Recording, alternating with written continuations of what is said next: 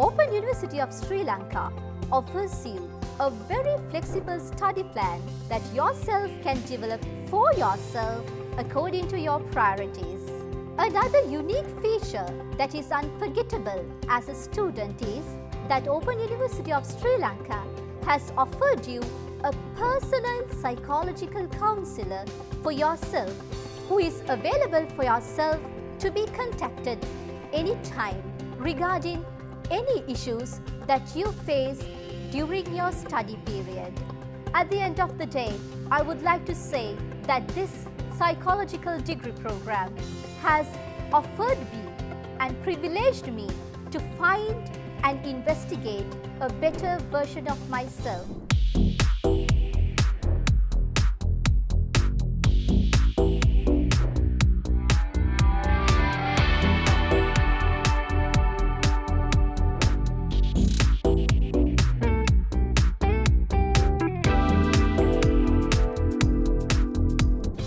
I started following the B.Pharm Honours degree as I felt the importance of uplifting of my career as well as advancing my knowledge as a pharmacist. At the Open University, I have the opportunity to study in distance mode. We are allowed to continue our studies with the help of new technology, including participating in the online lectures. So it's a great relief for all the students as we could continue our studies simultaneously with our jobs. All the courses are supported by online platform and we can clarify the issues we have with our academic staff. Also, it's an advantage for all of us that we put that into practice, the knowledge that we gathered from the degree program. Recently, I was selected for the Aston Scholarship and they are offering you a valuable certificate including free academic tuition fees for one academic year.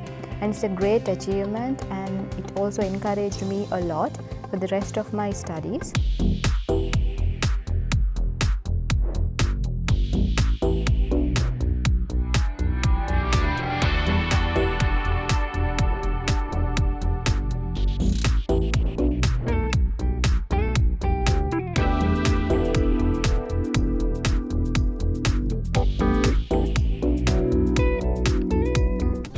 I decided to pursue this degree program because it is offered through open distance learning mode, so that it allows us to study at any time, any place and any pace. During my study period, I achieved in-depth in theoretical and practical knowledge as well as many skills such as communication skills, leadership skills and research skills under the guidance of dedicated academic staff. The knowledge, skills and wisdom gained through this degree program supports me to move forward in medical laboratory science profession. Also, this would be a bridge to many global opportunities.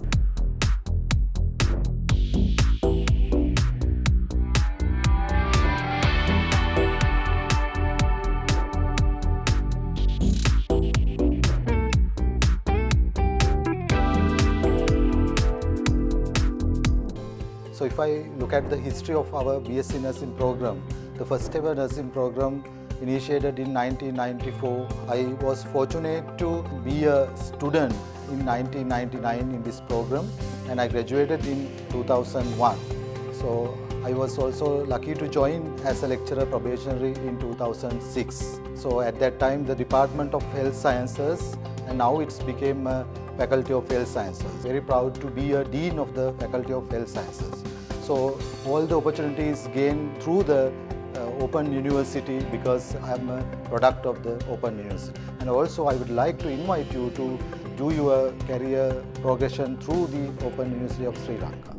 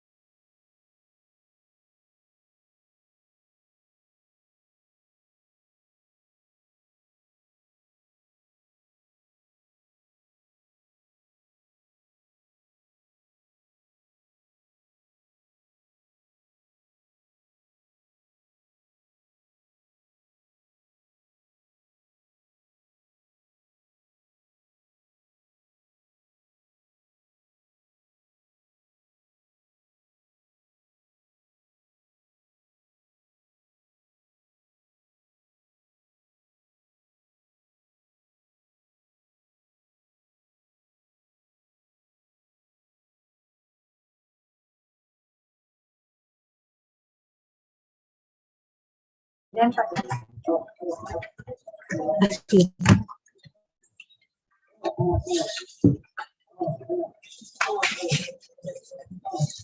afternoon, everyone.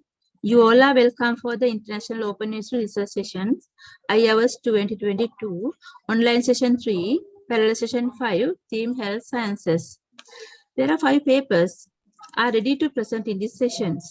I would like to welcome all the presenters, authors, and all the participants to these sessions. It is my great pleasure and privilege to introduce Dr. B. Sunilati Silva, Dean and Senior Lecturer in Nursing of the Faculty of Health Sciences, the Open Institute Sri Lanka, as a chairperson to this session. First, I would like to convey my sincere gratitude to Dr. De Silva on behalf of the organizing committee of IAWS 2022 for accepting our invitation despite of your busy schedule. De Silva graduated from the Open University of Sri Lanka with BSc Honours in Nursing in 2002. In 2009, he received his Master of Science in Master of Nursing by research degree from Australian Catholic University, Australia. And 2020, he earned his PhD in Nursing from the College of Nursing, University of New Mexico, USA. He has contributed immensely in different capacities to the faculty, to the university, and for the national development.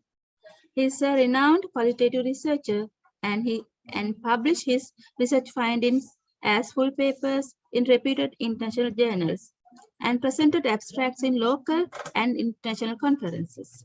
He received several awards and grants during his postgraduate study period. His research interests are nursing education, palliative care, and cancer care.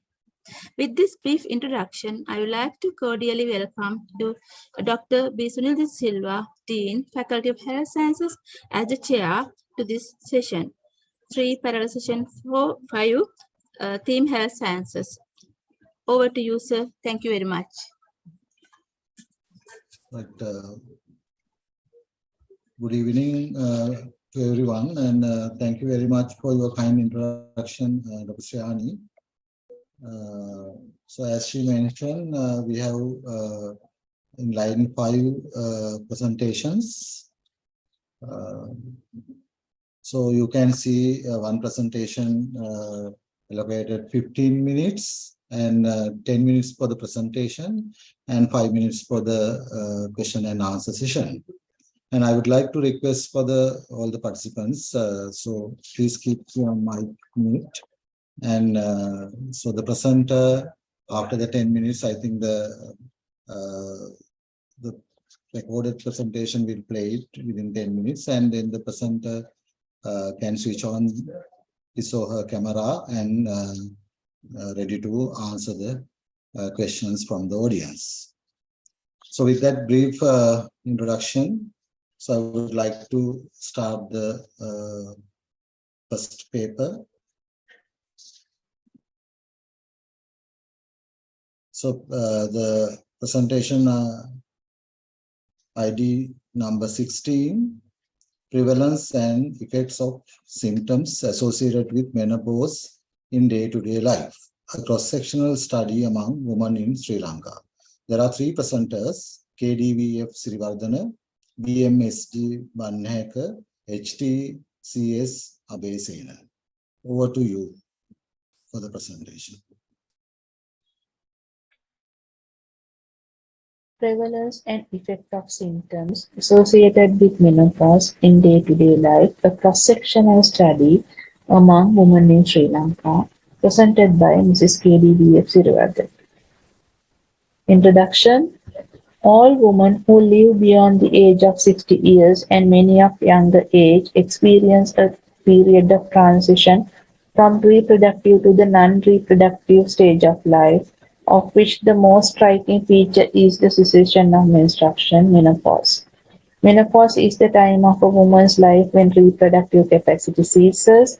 Many physiological changes may take place in the body during this time, and some of these are due to the result of cessation of ovarian function and related menopausal events. Most of the experiences and the symptoms around the time of menopause are self-limiting and not life-threatening but sometimes disabling. WHO has emphasized the importance of designing studies to find out the prevalence of menopause-related symptoms and their severity, the extent to which they interfere with the daily activities of women. Literature about prevalence of symptoms associated with menopause, WHO and some other foreign studies and 2 local studies with some small sample sizes reported that hot flushes, night sweats, cold hand and feet, vaginal dryness, insomnia, mood changes, depression, irritability, tension, gain in abdominal fat, backache, lack of energy, difficulty in concentrating, joint pain, fatigue, urinary problems, and numb in hand as the symptoms associated with menopause. Many research studies on menopause have been done in other countries using large samples.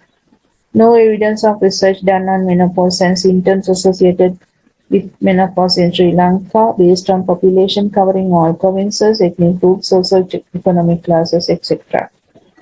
Objective of the study: finding the effect of symptoms associated with menopause in the day-to-day life of women in Sri Lanka.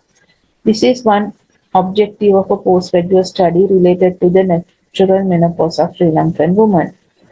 This is a large-scale study covering all provinces. Finding of this study will be useful to improve the quality of life of Sri Lankan women in the post-reproductive stage of life. Methodology: study population, all naturally menopausal women who live in Sri Lanka. Definition of natural menopause according to WHO: at least 12 consecutive months of absence of menstruation not due to surgery or other obvious cause such as extreme weight loss. Ethical clearance was obtained from the Ethical Review Committee, Faculty of Medicine, University of Rajawaddenapura. A cross-sectional study conducted between April 2012 and March 2016.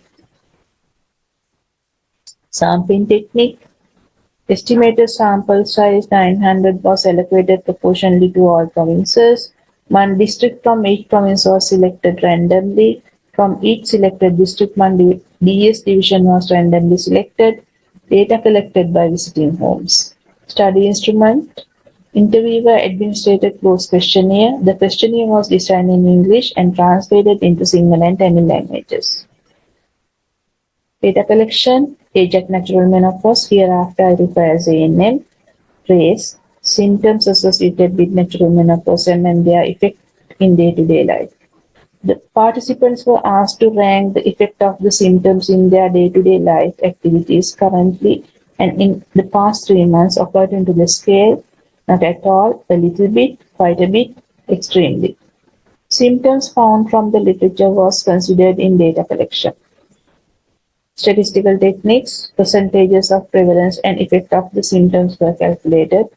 Chi-square test was used to find the association between symptoms categorized as absent and present and categorized ANM, categorized as ANM less than or equal to 45 years, ANM greater than 45 years and less than or equal to 49 years, ANM greater than 49 years and less than or equal to 51 years, and ANM greater than 51 years based on quartiles of ANM.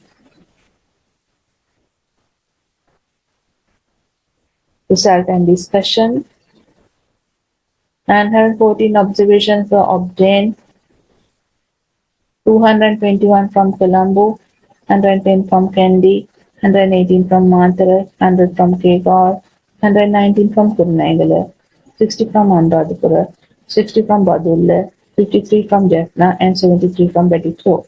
The minimum age of the woman in the sample was 39 years and the maximum age was 84 years. 25% of the sample were in between 39 to 53 years. Next 25% were between 53 to 58 years, and another 25% were between 58 to 63 years, and the final 25% were between 63 years to 84 years. Composition of the sample: 75 0.8% for Sinhalese, 16.3% for Tamil, 7.9% for Muslim, and 70.8% were lived in rural areas and 29.2% were lived in urban areas. Descriptive statistics of age at natural menopause. Mean is 48.35 years with the standard error 0.137 years. Median age is 49 years. Reported minimum age of ANM is 31 years and reported maximum ANM is 61.8 years. Prevalence and effect of postmenopausal symptoms are given in this table.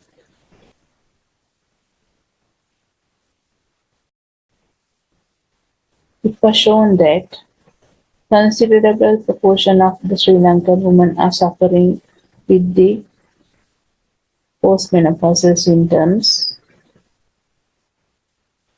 74% of the Sri Lankan women, postmenopausal women, are suffering with the backache,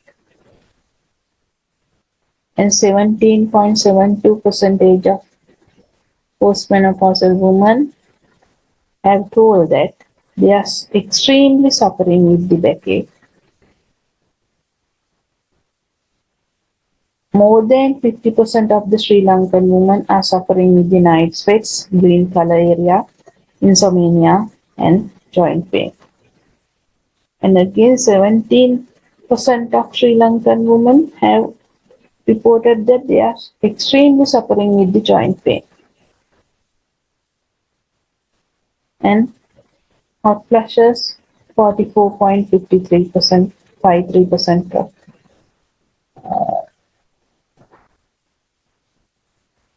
Sri Lankan women. Mood changes, 41%. Gain in abdominal fat, 39.17. Lack of energy, 39.82.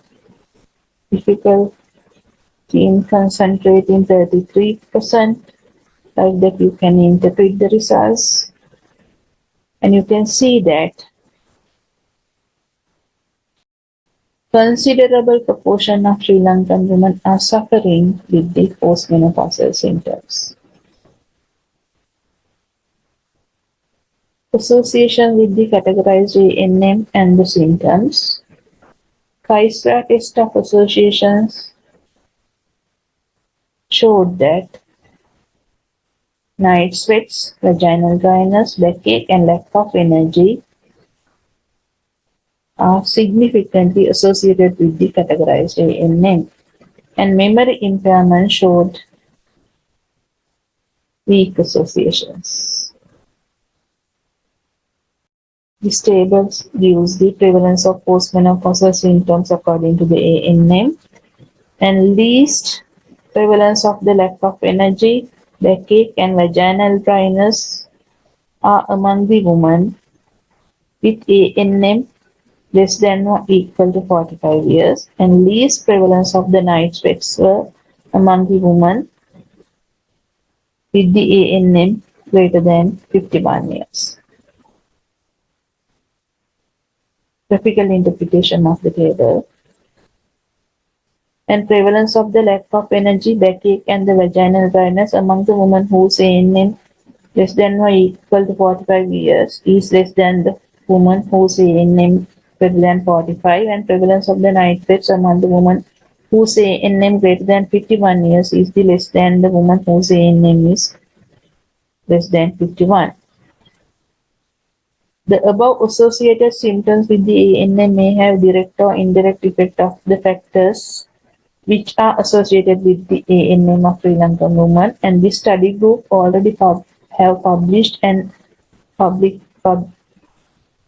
published a publication about the factors associated with the ANM of Sri Lankan women, and it was found that various bleeding patterns in menstruation, number of stillbirths and abortions, and education level and BMI associated with the ANM of Sri Lankan women. Conclusions and recommendations. A considerable proportion of Sri Lankan postmenopausal women are severely suffering with postmenopausal symptoms such as backache and joint pain. Measures would need to take to address these menopausal symptoms to have better quality of life among the Sri Lankan postmenopausal women. Some postmenopausal symptoms show the association with ANM. These associated variables may have a direct or indirect effect of the factors that are associated with ANM of Sri Lankan women. This suggestion opens a door to another research question for further study. Limitation study is based on the self-reported data. Thank you. Right, so the presentation is open for the discussion and question and answers as well.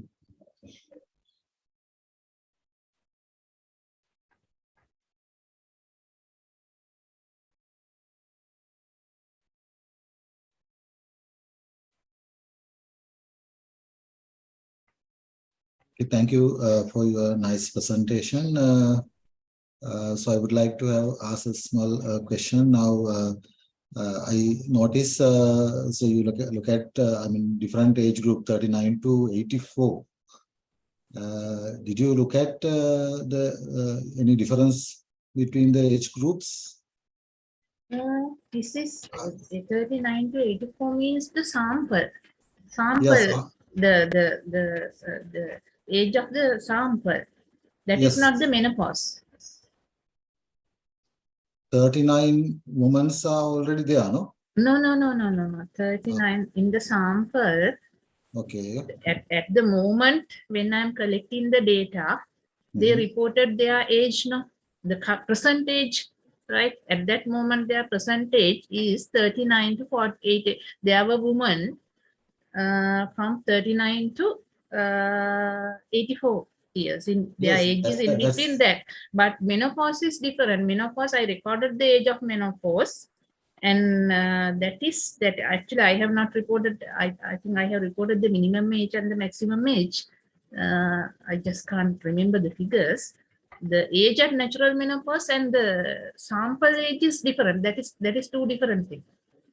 But that means 39% maybe that she hasn't, she is not identified as a menopause women. Yeah, there were some few ladies. There were few ladies, maybe due to some because in my study, I think mainly maybe because of those factors, because there were some significant factors. There were some women who have reached the menopause before maybe around I think reported age was something like 39. Because there were some ladies who have reported menopause around 39. Okay. So that is reporting age, 39 and 84. Yes, because at that time, their age may be somewhere around 39 and also the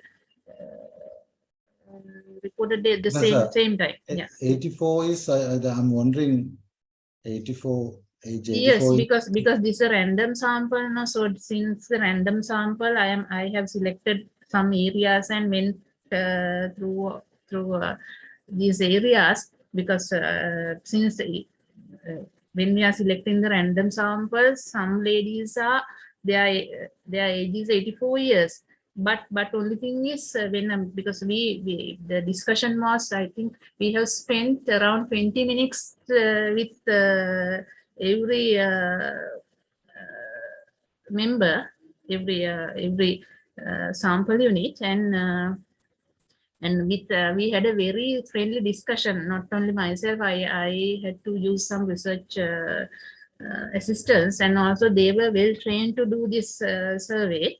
And we spent minimum 20 minutes with the woman, and so it was a very friendly discussion. And with that discussion, we got those details, not just asking the question.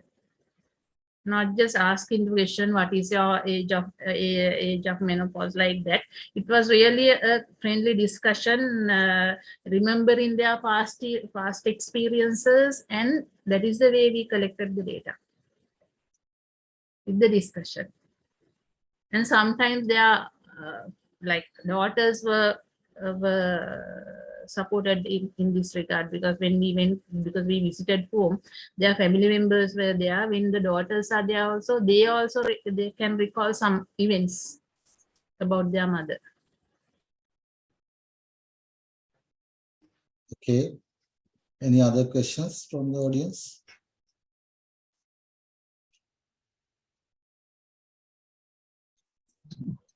Okay, I'm Hari from the nursing department. Thank you very much for the presentation. Let me know, based on your findings, what kind of implications you might provide based on your study. Yeah, that is what I meant, because I understood that many women are suffering like joint pain and this backache and those effects. So only thing is the health. I have already published. There was a medical public health professor also was there. So I think they had to take some measures in their way to develop the health in the Sri Lankan woman.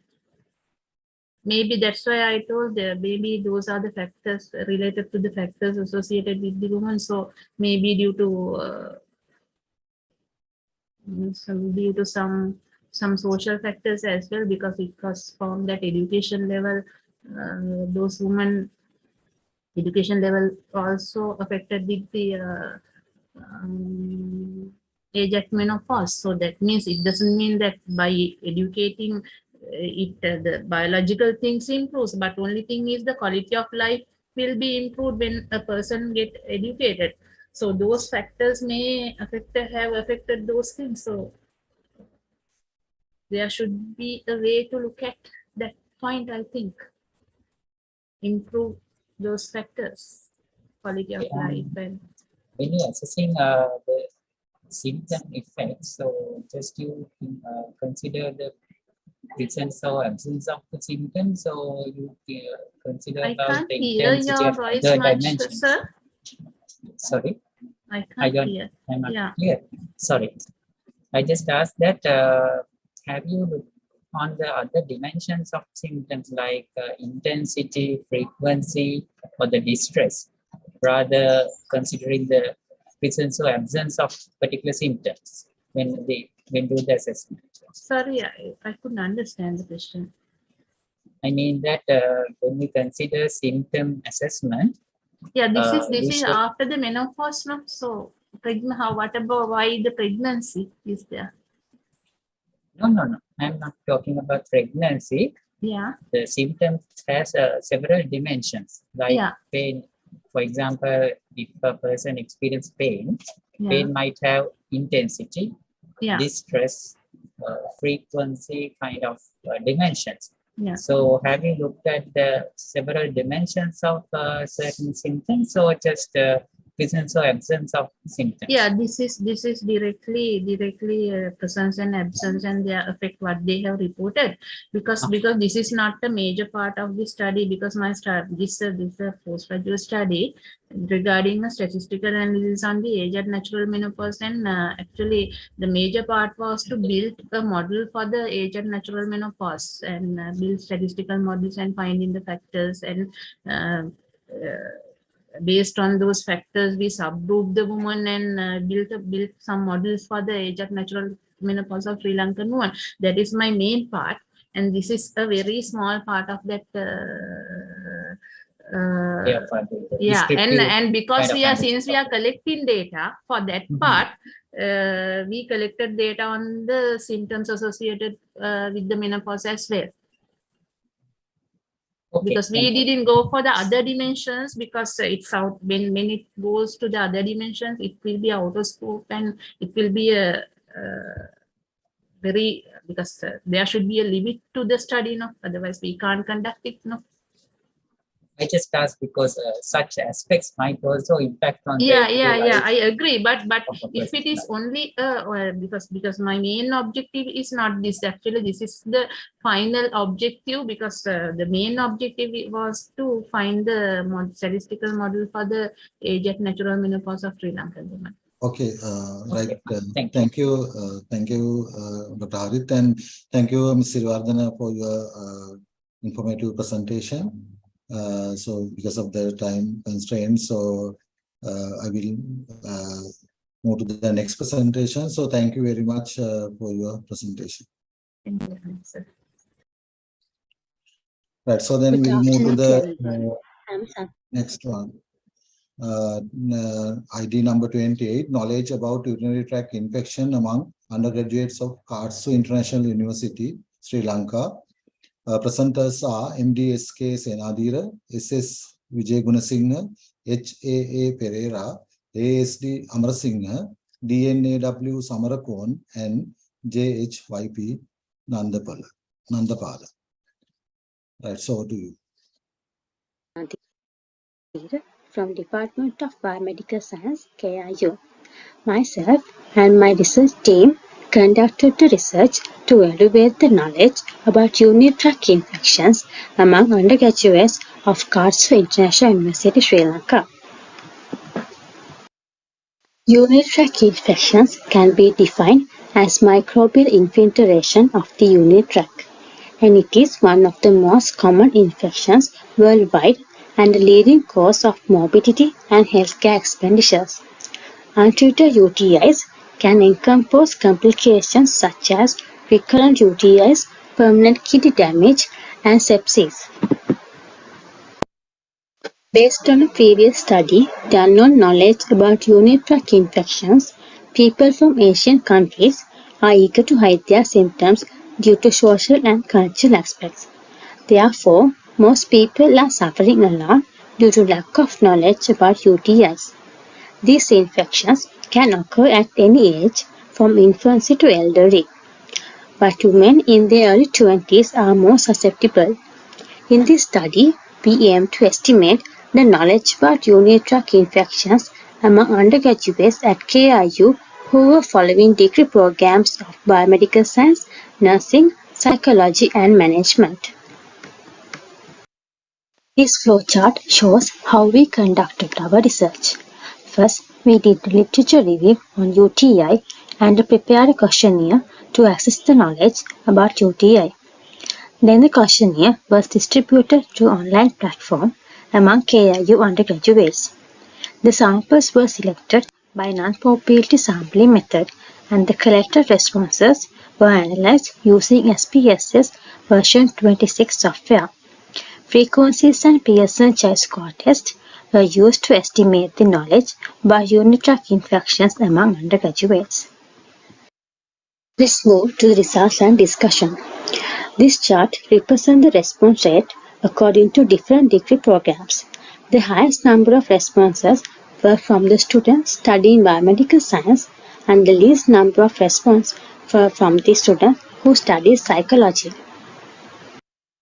In the questionnaire, we included a multiple choice question in order to evaluate the knowledge on symptoms of UTI, and this graph shows the results we got.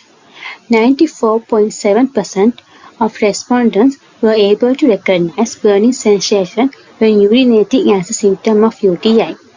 For the lower abdominal pain, 79.3%. For the frequent urge to urinate, 77%, and 72% for the increased times in urination. The least percentage of responses got for the symptom blood in urine, which was 67%.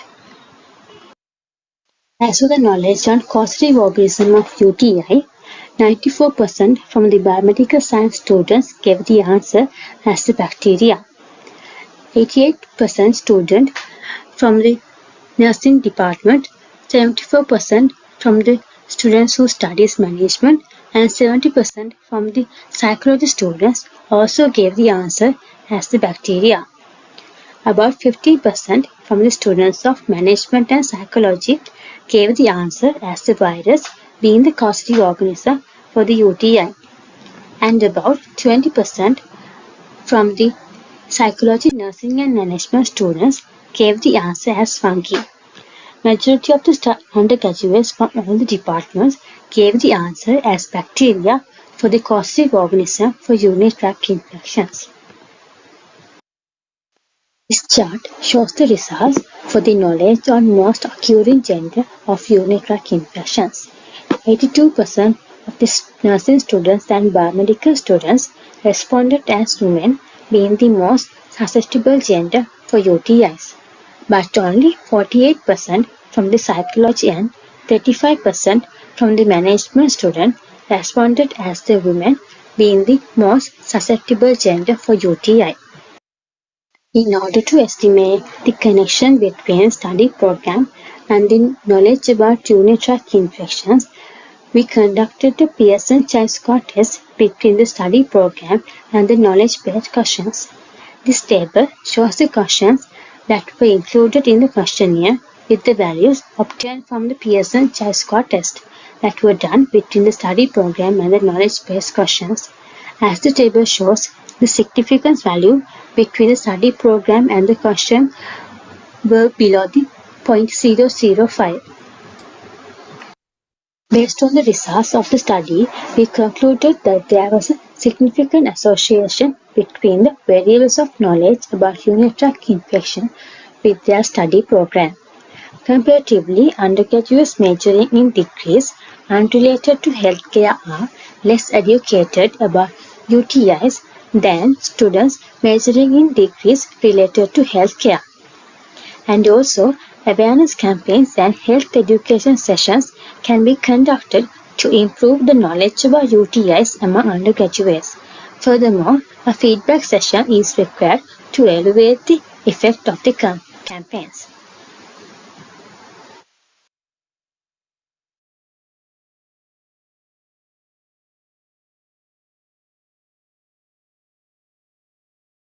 Right, thank you very much for your presentation. And now it's open for discussion.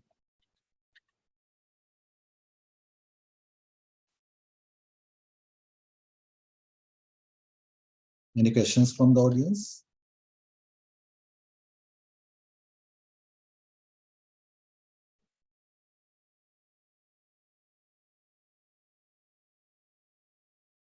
May I know the presenter is available? Okay.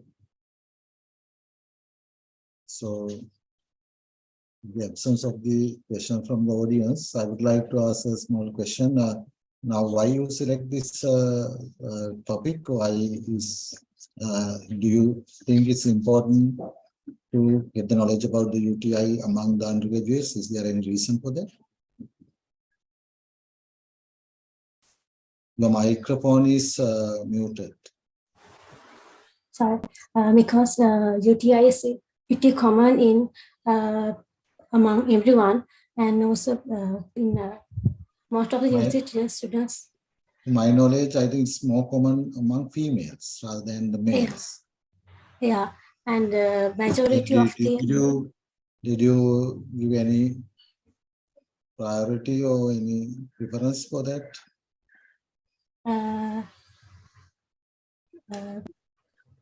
Because urinary tract symptoms are like pretty common in everyone, but the fever people recognize it as the urinary tract infections. They tend to neglect their symptoms like burning sensations and urinating, and but it can encompass serious complication if it is not treated well. So we decided to do a research on that. Okay. Any questions from the audience?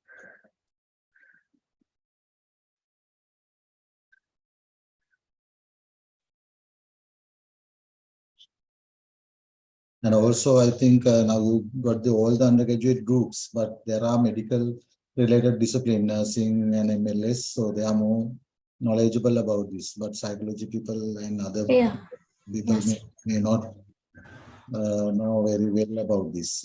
So then the sampling will, I don't know whether they are influenced for the, bias for you, if you, because you are presenting results maybe together. In some instance, I notice results are allocated for the degree holders, but some results are commonly presented.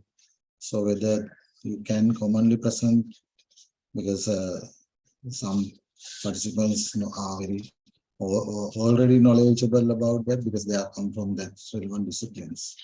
Anyway, Yes. thank you very much for your presentation. Thank you, sir. Thank you. And we'll move to the next one. ID number 54, male and female factors contributing to high pregnancy rate of intrauterine insemination. Presenters are N. Rodrigo, V. Tennakon, M. Jayawardhan. Right, over to you to the presentation. A good day to all of you.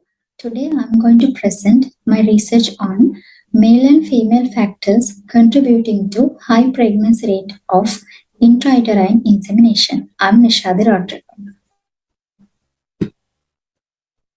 Infertility is a public health issue affecting 1 in 7 couples worldwide.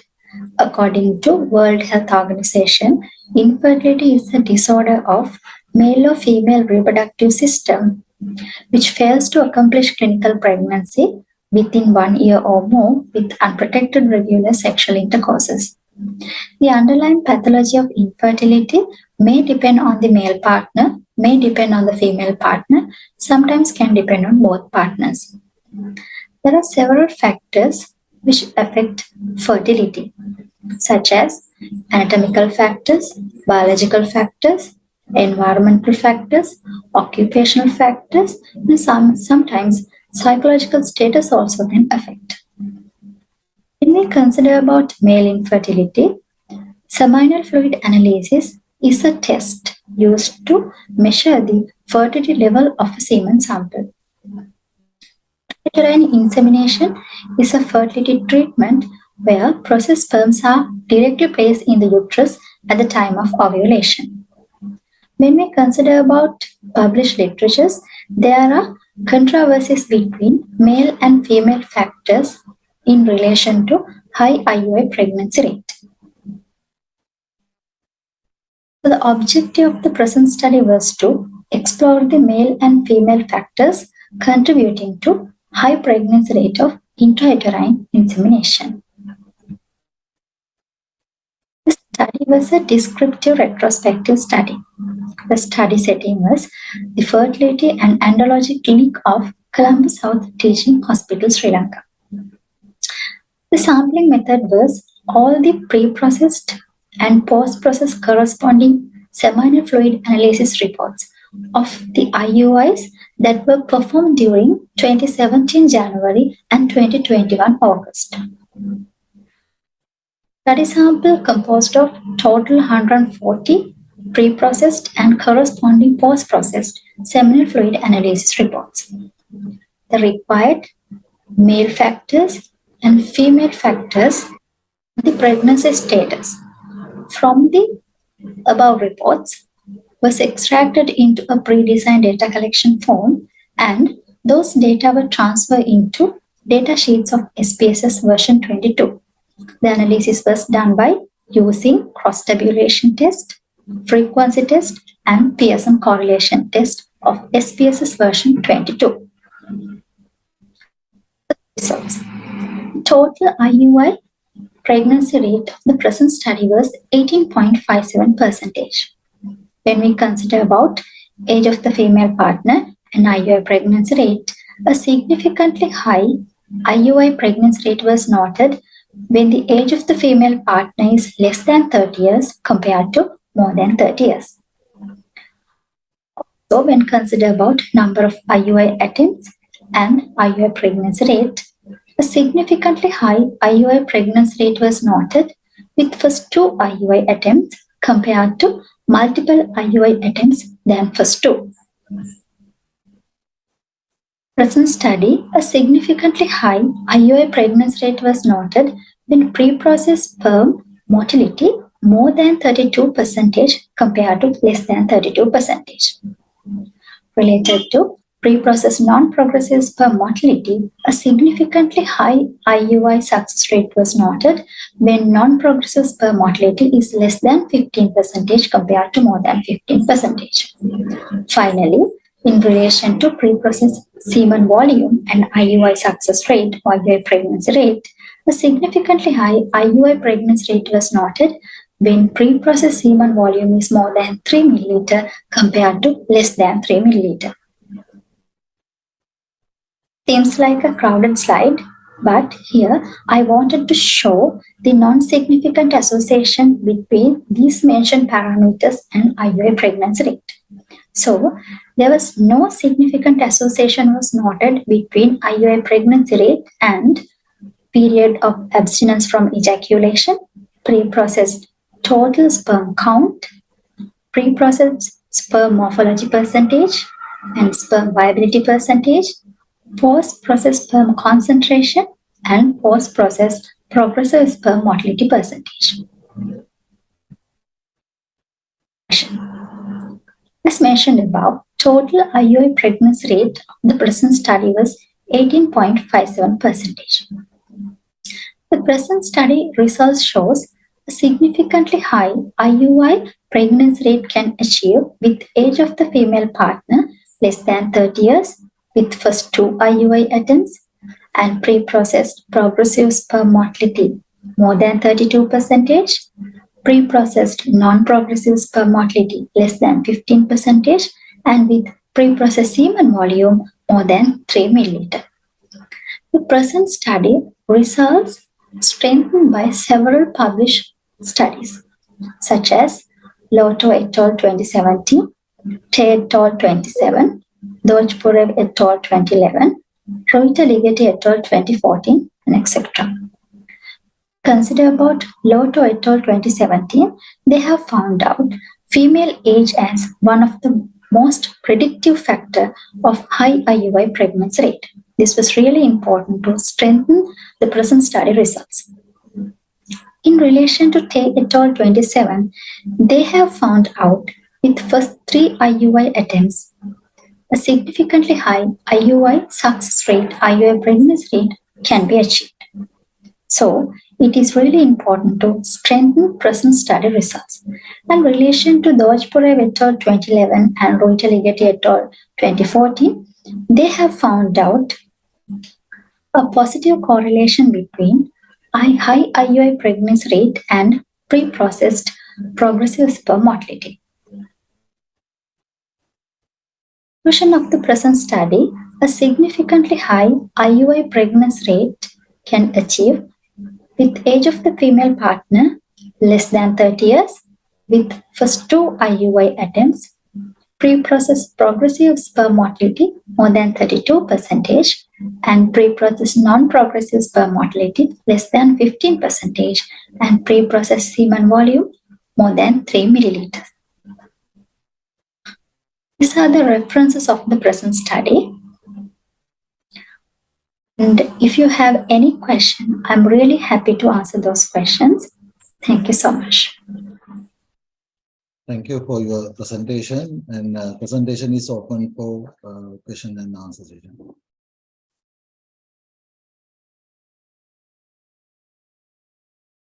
So any questions from the audience?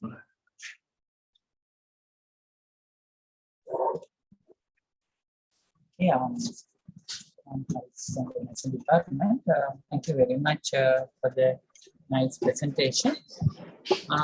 Let me know that how you can generalize your findings to the other context. I mean that have you compared your findings with other international or other local settings? Studies, I mean. Thank you so much for raising that question. Am I audible to you? Yeah, sure. Yeah, actually, yes. Before my research, actually, I did a systematic literature review related to this topic, and the results which I found out in my research is approximately similar to the results which I obtained from the systematic literature review, which I done already before I start my this research actually. Is it okay, the question answer? Yeah, can you a bit elaborate, if you can, that this is what you found from your study? Because people might be interested to know that is it same in the other studies like that?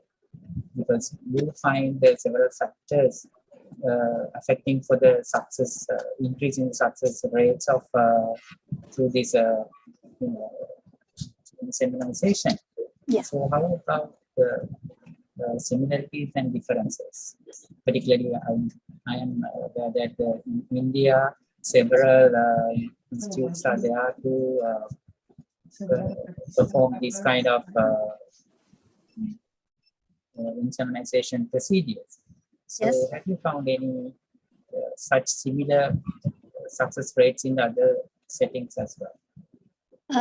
Actually, really, when I consider about Sri Lankan settings, actually I didn't find any results according to my search, but I found from some international centers which have done this kind of research, and those informations actually I included into my systematic literature review because on that, yes, I included into my systematic literature review. So, however, as this is kind of an undergraduate research topic, actually the systematic literature review also I had a very small time according to my studies, so I only selected 20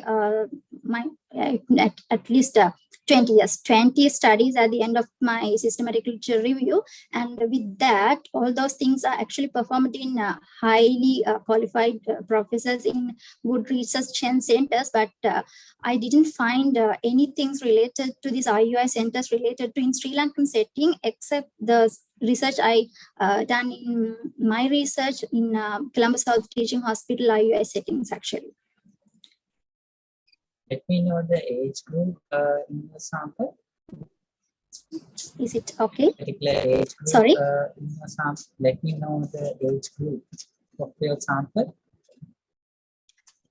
The categorization or the just the minimum and maximum? Yeah, actually I considered from age 20 to up to 45 actually, because the individuals, the couples who visited for IUI treatments to IUI clinic was between that age, because due to this COVID-19 situations, I couldn't actually directly talk with patients. So first I thought to do this study as a prospective study. Unfortunately, I had to shift it into retrospective study actually. Because of that, the reports which I obtained, these results actually from 20 to 45 years of age for females actually. And also, yeah, related to males, actually, it's from 20 to actually 50 years of age. Thank you very much. Okay, thank you so much. Right, thank you. And the small thing, I think it's a documentary analysis, but yes. I didn't hear any male factors. Now, is there any male factors related to, because your topic says male and female factors? Yes, sir. So actually, when I consider about the inclusion and exclusion criteria, sir, the inclusion criteria was all the seminal fluid analysis reports and the corresponding IUI reports which were available for the particular IUIs between that particular time period. But related to, consider about the exclusion criteria, I exclude all the female factors related to health things except the demographic factors, which is age of the female. So I consider all the male factors, I mean the sperm factors, which sperm actually the IUI attempts, and sorry, actually the sperm progressive motility, non-progressive sperm motility. Yeah, and I can understand, but we didn't hear any factors from your findings, from male-related factors. You said females need to be less than 80. I like that, but males, what are the important factors you identified? Actually, sir, in my study, I didn't concern about the age of male as one of my. No, I'm not talking about the age. I'm Yeah. asking them, is there any male-related factors? Did you identify any male-related factors? Your topic says male and female, because topics says male and female factors contributing to high pregnancy. But actually speaking, you look at only the reports. So therefore, you cannot cover up all male and female-related factors without Yes. including them, right? So therefore, Yes.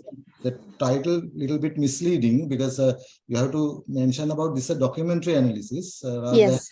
saying the male and female factors. So we, as an audience, we are expecting what are the male related factors and what are the female related factors. But Yes. at the end of the presentation, you focus only the female related factors. Still, those are based on only the documents, Yes. the reports. Yes. Right? Actually, yes. Yes. Right. Okay. So think about that. And thank you very much, the Thank you so presentation. much. Okay, then we'll move to the next presentation, ID number 60. Endocannabinoid system modulation, screening of the effects of phytocannabinoids in neuronal models. Presenters are R. Kure, V. Gupta, and C. Sipeguru. Over to you.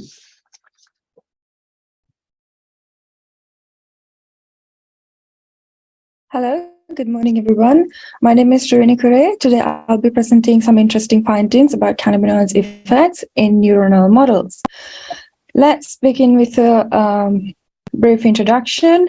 Neurodegenerative disorders, or NDDs, are characterized by progressive atrophy of nerve cells in both central and peripheral nervous systems. This is due to several etiological factors such as reactive oxygen species, mitochondrial and related protein dysfunction, neurotoxic oligomers and metals, and genetic factors, either hereditary risk factors or specific genetic mutations leading to toxic protein deposition.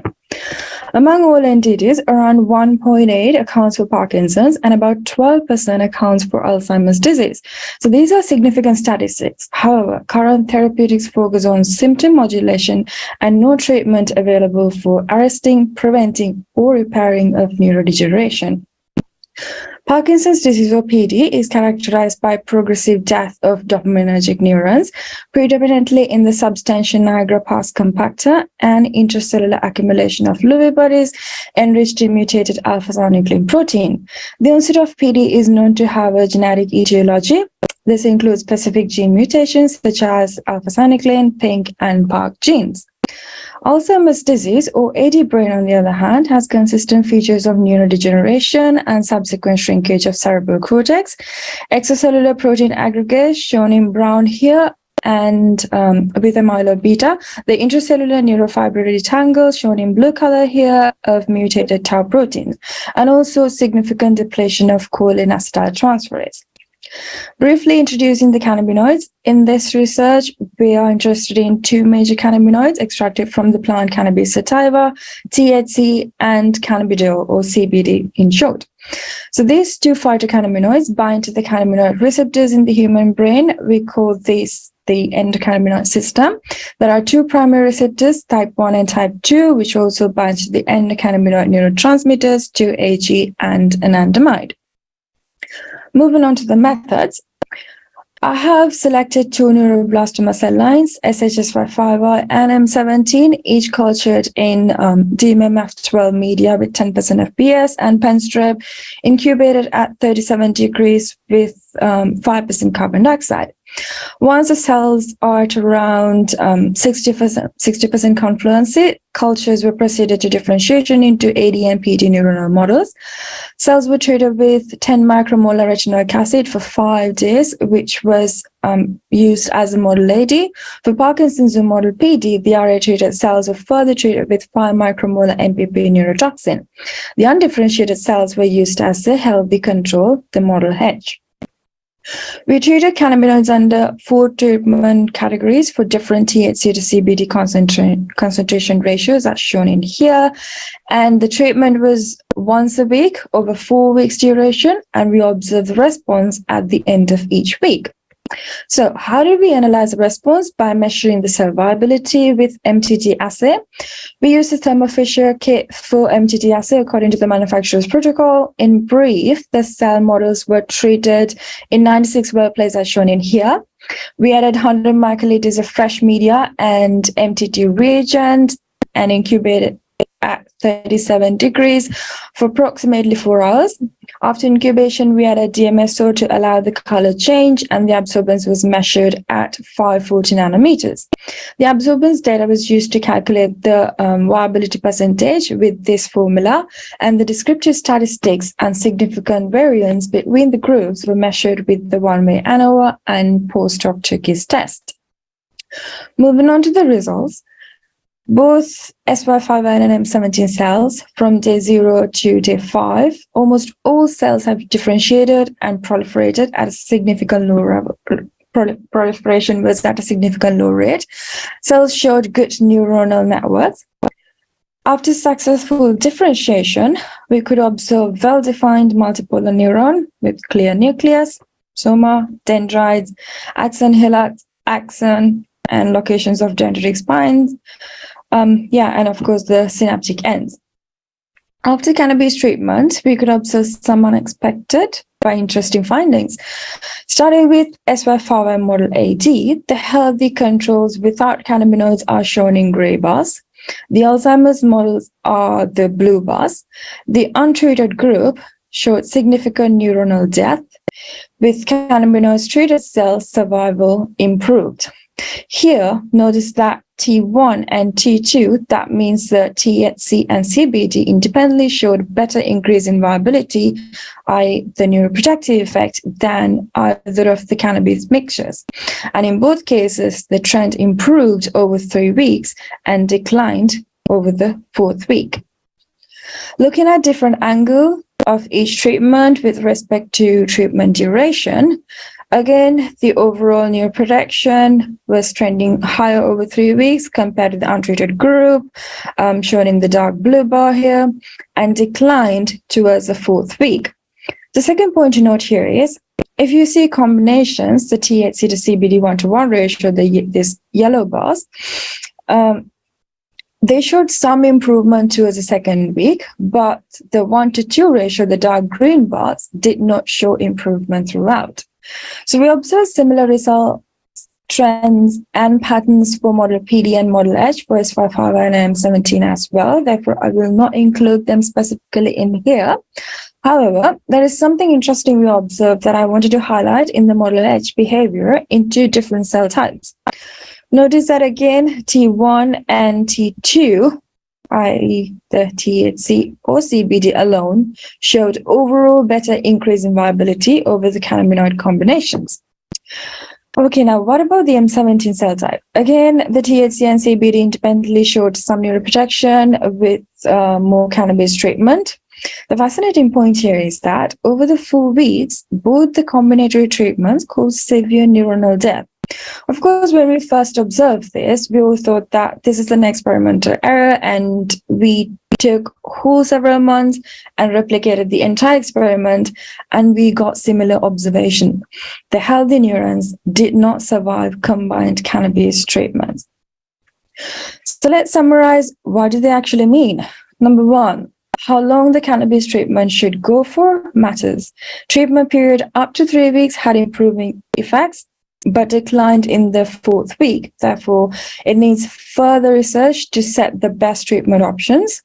Number 2, THC and CBD is more effective independently than in combinations.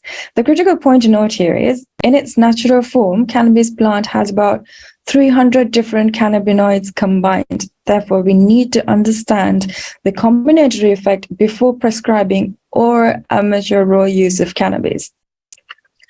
Number 3, cellular bias for the neuronal, 2 different neuronal cell lines was observed. This is important in 2 angles. First, for researchers, the model we use for the research has an impact. Second, for physicians, different patients or the cannabis users may have different response. Why this happens, we don't know yet. And again, this is where we need to understand the underlying molecular mechanism. Number 4, during drug development, the ratio of THC and CBD matters. The current trend is THC to CBD of 1:2 ratio, which showed ineffective in our results. Therefore, we might need to rethink about that during drug development. Number 5, in healthy models, M17 model H showed significant cell death in combinatory cannabinoid treatments. The critical point is it is essential to understand the molecular mechanism before prescribing to ADOPD patients as well as amateur use of cannabis by healthy individuals for the prevention purposes. With this in mind, before I conclude, let's see where we are headed. Keeping up with the innovation trends, we are developing 3D brain organoids to study cannabis response to mimic the brain more closely. And since we know what happens, we need to understand why and how it happens and where it happens. So this is a research approach we have planned so far using genetic sequencing, fluorescence imaging, and proteomics to answer our questions.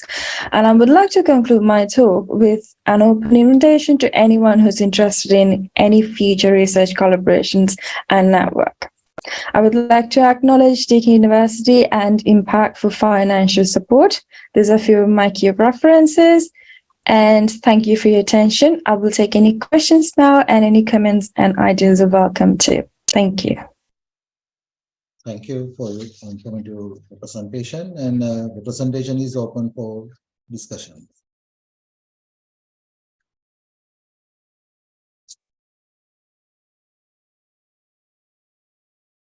Any questions from the audience?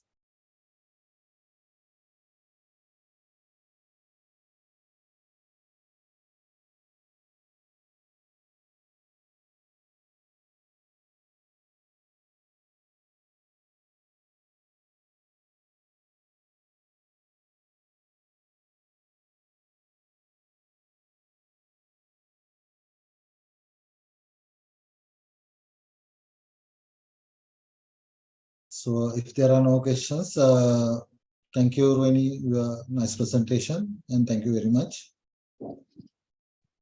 Thank you. So now I move to the last presentation. So ID number 64, importance of 6 essential factors in preventing obesity from the perspectives of the Unani system of medicine, a systematic review. The authors are W.F. Shifka and J. Rumaisia. Over to you for the presentation.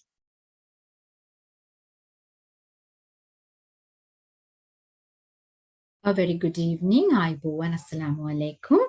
First of all, I would like to thank you all for giving me this great opportunity to present on this international conference conducted by Open University of Sri Lanka. I'm Dr. Shifka from Institute of Indigenous Medicine, University of Colombo. I'm here to present on my topic, that is importance of 6 essential factors in preventing obesity in the perspective of Unani system of medicine. This is a systematic review. These are a few outlines that I'm going to discuss about. First of all, I move on to a brief introduction of this research, whereas first we should know what is obesity. Obesity is either increase in fat cell size, or it can be the fat cell number increased, or even both. When it is increased, what happens? It causes an unusual growth and it collects in the adipose tissue, which forms obesity. So it is a state of imbalance between the consumed and utilized calories. When your consumed calories are greater than the utilized calories, it can cause an unusual growth in the adipose tissue to form obesity. So it is also recommended by WHO, World Health Organization, that the body mass index has to be below 25 to have a healthy body. I mean, there's a range, whereas when above 25 to 30, it is overweight. If it is equal to 30 or above 30, it is known as obesity. So what is this obesity? Why is obesity a main issue? Is because it causes a lot of crucial health problems faced by the world today, as it has injurious effects on almost all the systems of human body. For an example, it affects all the systems like cardiovascular defects, narrowing of blood vessels due to fat deposition, dyslipidemia, hyperinsulinemia, degenerative joint disease, respiratory dysfunction, stress incontinence, and even menstrual irregularities. So what is this body mass index? Whereas it is calculated by the weight in kilogram divided by the height in meter square. When the answer is below 18.5, you're malnourished. 18.5 to 24.9 is a healthy individual. 25 to 29.9 is overweight, and whereas 30 and above 30 is known as obesity. These are few objectives of my research, where my study aims in understanding the importance of these essential factors in preventing obesity in the perspective of Unani system of medicine. And specific objectives are to learn the effects of obesity in human body and understand the outline of 6 essential factors mentioned in Unani system of indigenous medicine, and to find out the influence of these factors in preventing obesity. To conduct this research, to conduct this systematic literature review, data were gathered from various Unani classical texts, mainly from web and from a lot of journal articles. So 117 databases were collected, whereas unauthentic duplicate data were removed, 26 were removed, and whereas 91 were included for tracking, and even from that which did not match theme, therefore 34 was removed, and again from the 56 which were eligibility, it did not, further 23 articles were excluded because they do not match the eligibility criteria. And finally, I used 34 articles for the study. And I move on to the results and discussions in main, whereas what is Unani system of medicine talks about obesity. It is known as Samane Mufrid in Unani system of medicine, which is discussed under phlegmatic condition.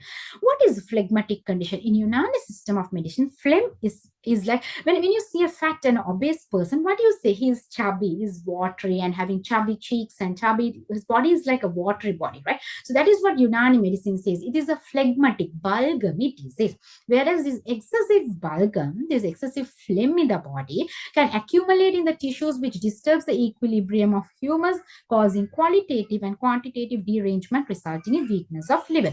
Liver is targeted here because in Unani, liver is the main organ, because the secretions from the liver are very, very important in the digestion, metabolism, and excretion of waste material. So therefore, liver is an important organ in Unani. So if there is a lot of phlegm, it can cause excessive coldness, which causes deposition of fat, and excessive phlegm in the vessels decrease the innate heat of the body. When there's a lot of cold in the body, what happens? Obviously, it decreases the heat of the body, right?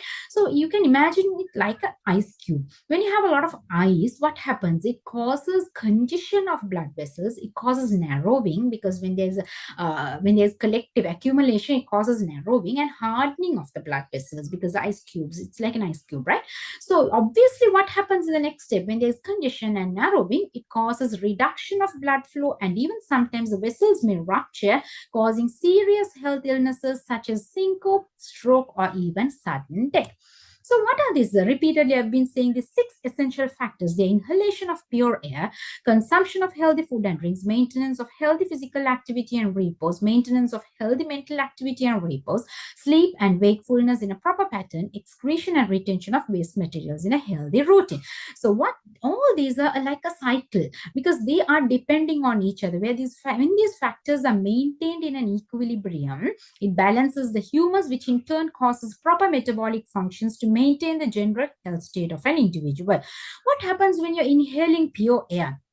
When there's inhalation of pure air, you are taking good oxygen, which causes a healthy metabolism, right? So that is one that is mainly important. And we all know consumption of healthy food and drinks is a very important thing, which has been advised by all the nutritionists and everyone, whereas it promotes healthy eating patterns, emphasizes on a variety of nutrient-dense food which in appropriate portion size. That is what is spoken now as balanced diet, whereas the macronutrient, micronutrients, fiber, water, everything should be consumed in a proper amount, which helps to improve health. And it is advised to avoid fast food, which leads to the nutrition problem. And also it is advised to have regular physical activity to prevent obesity and sedentary lifestyle. This is what we say. Like all these are advised now, but what is research focuses, what this research targets is these factors have been explained by our Unani ancient physicians so many years back. So what they have told then is what that we are practicing now. So these factors are very important in maintaining a healthy state consumption. So why and also I'm repeatedly saying that healthy physical activity and repose, healthy mental activity and repose, what is that? Because at this, how much your activities are there, at the same time you should have a rest as well. So healthy mental activity and sleep and wakefulness, that is the other thing. Why are this mental state? Because a person's mental well-being is a physical well-being is totally is depending on the mental well-being as well, because totally a well-being is just not the physical but also the mental. When you have a proper mental well-being, what happens? Your stress level is reduced, you're having a proper sleep, your everything is the hormones are maintained in a proper, hormone is balanced. When your hormone is balanced, only then you get a good appetite, digestion, metabolism, everything functions in a proper manner. That is why mental activity and sleep and wakefulness are taking the important role, factor, becoming an important factor in this 6 essential factors. And also excretion, elimination of unnecessary waste materials such as feces, urine, sweat, everything out of the body is also an important factor. As I said, everything is like a cycle, okay, depending. So Unani medicine is not just the ancient physicians mentioned about the preventive and curative measures through these factors. They also found out a lot of drugs that are very effective in treating obesity. There are 5 drugs that I have mentioned here. Among them also I have highlighted few which are very important, like trigonella, allium sativum, there's garlic, ginger, black seed, fenugreek seed, and also cinnamon, that is cinnamon powder. Either you can consume it in the powder form, or you can boil and take it in the water, drink the water. So that is very important. I mean, there are very black seed oil is very good, black seed is also very good to be eaten in the empty stomach. So these are very effective in treating obesity. Finally, I move on to the conclusions and recommendations of my research. Whereas obesity is known as a very risky condition and leads into many complications if not prevented or treated in a proper manner. Not only by appearance, but an obese individual has many effects which are harmful to human health, which causes multiple disorders in almost all the systems. This is a reversible condition as mentioned by WHO. It can be brought to 18.5 to 24.9, whereas these 6 obligatory factors in Unani system of medicine are the main factors which are directly or indirectly responsible for the prevention or transition of existing health. And maintaining the factors in a proper manner is very mandatory to obtain a healthy lifestyle. And also effective drugs should be further studied and experimented for more effective results in the treatment in future. These are a few references that helped me to conduct this research. And thank you once again. I would like to thank you all for giving me this great opportunity, and I hope that I delivered the maximum that I could given the given time. Thank you. Thank you for your presentation, and it's open for the discussion.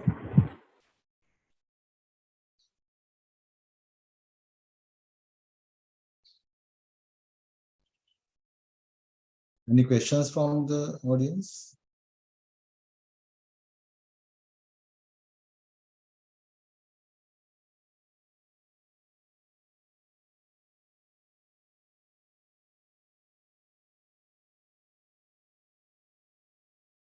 So, okay, when you conduct this systematic review, did you use any sort of tool to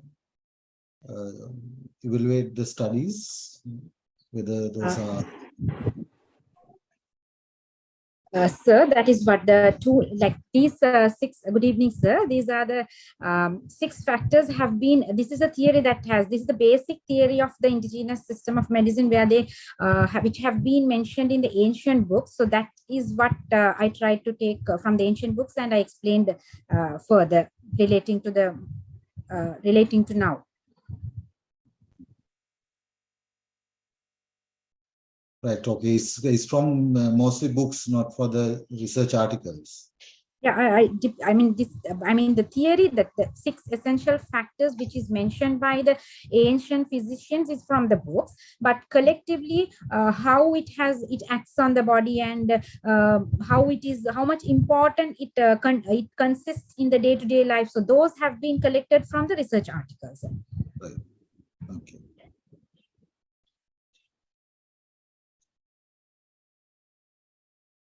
Right. So, any questions?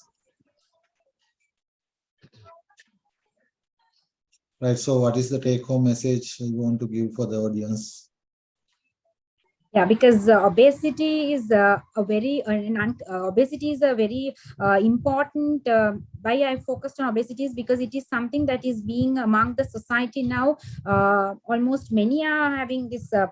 Many are trying to overcome obesity, and obesity causes a lot of Obesity becomes the main reason for a lot of non-communicable diseases like either diabetes or hypertension, dyslipidemia. So cardiovascular effects. So because mainly among girls now, young generations, a lot of girls are women are facing menstrual irregularities due to obesity, polycystic ovarian syndrome. So because everything is connected, everything is mainly depending on obesity. So what I feel is the take-home message I would like to give is when we overcome obesity by having a proper lifestyle modification, we can prevent a lot of non-communicable diseases.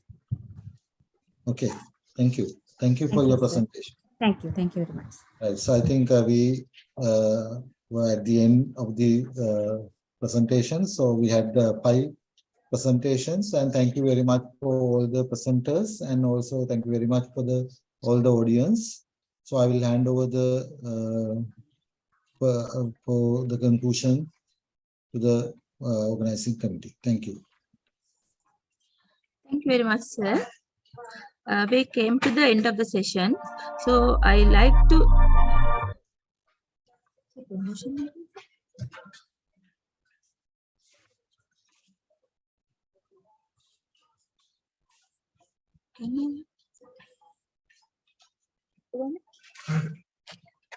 Yes, please, Dr. Sriani. Yeah, thank you very much, sir. We came to the end of the session. So I like to thank everyone who supported us. So firstly, I take this opportunity to thank to the chair, Dr. B. Sunil Silva, Dean, Faculty of Health Sciences, for spending your valuable time as serving as the chair of the session. On behalf of the organizing committee of 5 Hours 2022, I would like to convey my sincere gratitude to you, sir. Also, I like to thank all the presenters for sharing their interesting and important research findings with us. As well, thank you very much for all the participants. Without your participation, this session is not effective. Moreover, I like to thank the technical team for their great assistance extended to us for conducting this session without any interruption. Finally, thank you very much for everyone and wish you very best day and good afternoon. Thank you very much.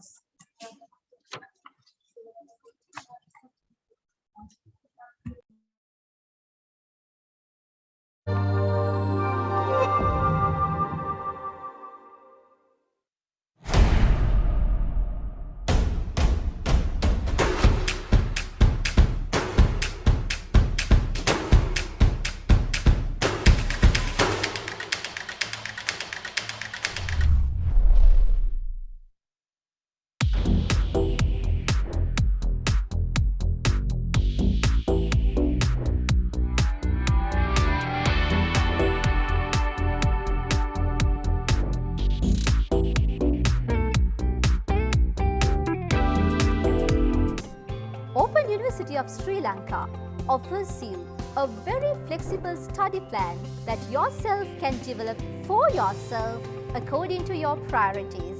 Another unique feature that is unforgettable as a student is that Open University of Sri Lanka has offered you a personal psychological counselor for yourself who is available for yourself to be contacted anytime regarding any issues that you face during your study period.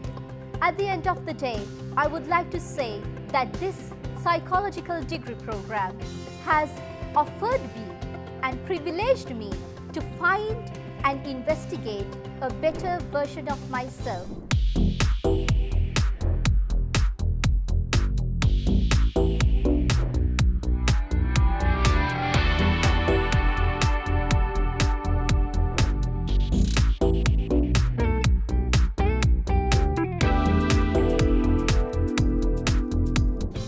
I started following the BPharm Honours degree as I felt the importance of uplifting of my career as well as advancing my knowledge as a pharmacist. At the Open University, I have the opportunity to study in distance mode. We are allowed to continue our studies with the help of new technology, including participating in the online lectures. So it's a great relief for all the students as we could continue our studies simultaneously with our jobs. All the courses are supported by online platform and we can clarify the issues we have with our academic staff. Also, it's an advantage for all of us that we put that into practice, the knowledge that we gathered from the degree program. Recently, I was selected for the Aston Scholarship and they are offering you a valuable certificate including free academic tuition fees for 1 academic year. And it's a great achievement and it also encouraged me a lot for the rest of my studies.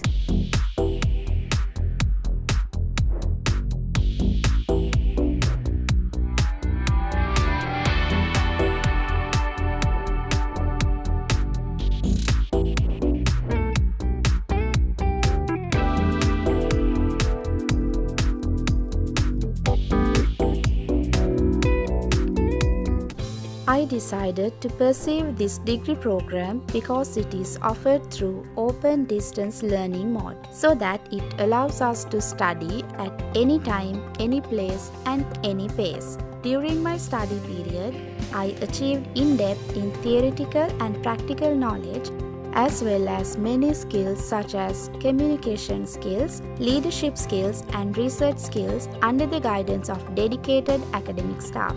The knowledge, skills and wisdom gained through this degree program supports me to move forward in medical laboratory science profession. Also, this would be a bridge to many global opportunities.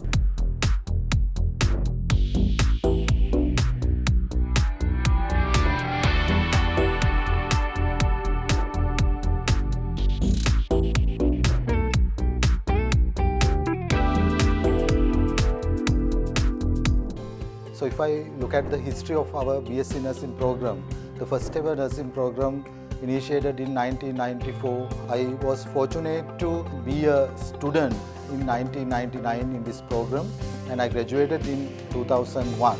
So I was also lucky to join as a lecturer probationary in 2006. So at that time the Department of Health Sciences and now it's became a Faculty of Health Sciences. Very proud to be a Dean of the Faculty of Health Sciences.